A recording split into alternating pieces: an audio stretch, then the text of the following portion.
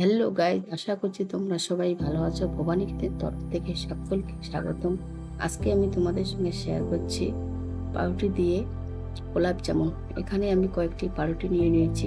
পাউরুটিগুলো ভালোভাবে একটু সাইডগুলো কেটে নিচ্ছি, একটা একটা করে কেটে নিচ্ছি। দেখো কিভাবে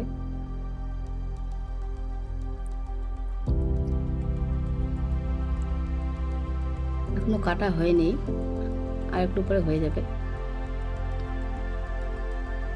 এই এখন একটা একটা করে ছিঁড়ে নিচ্ছি ছোট ছোট করে, তাহলে মাখতে সুবিধা হবে। তার জন্য এখানে আমি নিয়েছি ছোট বাটিতে এক বাটি দুধ, গুঁড়ো দুধ, চিনি। পাউরুটিগুলো ছেঁড়া প্রায় শেষের দিকে। এখন আমি একটু একটু করে দুধ দিয়ে ভালো করে মেখে নিচ্ছি, অল্প করে দিব আর মেখে নেব। এ তোমরা দেখতেই পাচ্ছ কিভাবে মাখাচ্ছি। এখন দিয়ে দিচ্ছি গুঁড়ো দুধ। গুঁড়ো দুধটা দিয়ে ভালো করে মিক্সড করে নিচ্ছি। যতক্ষণটা ডোটা ঠিকভাবে আসছে ততক্ষণ মাখবো।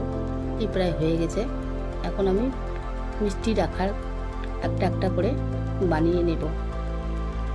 দুটো বানানো হয়ে গেছে। এই দেখো সবগুলোই আমার বানানো শেষ। এখন আমি কড়াইতে তেল দিয়ে দিচ্ছি, আর একদিকে চিনির জল বসিয়ে দিয়েছি। এদিকে চিনির জল হতে হতে আমার মিষ্টিগুলো ভেজে নিয়ে নিব। একটা করে দিয়ে দিচ্ছি কড়াইতে, লাল লাল করে এপাশ ওপাশ ভেজে নিচ্ছি। দেখো কত সুন্দর লাল লাল হয়ে আসে।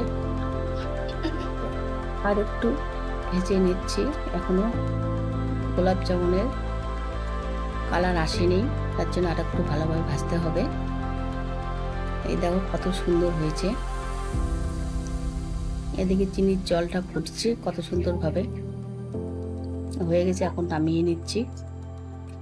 দেখতেই পাচ্ছ, দেখো তোমরা কত সুন্দর হয়েছে কালারটা।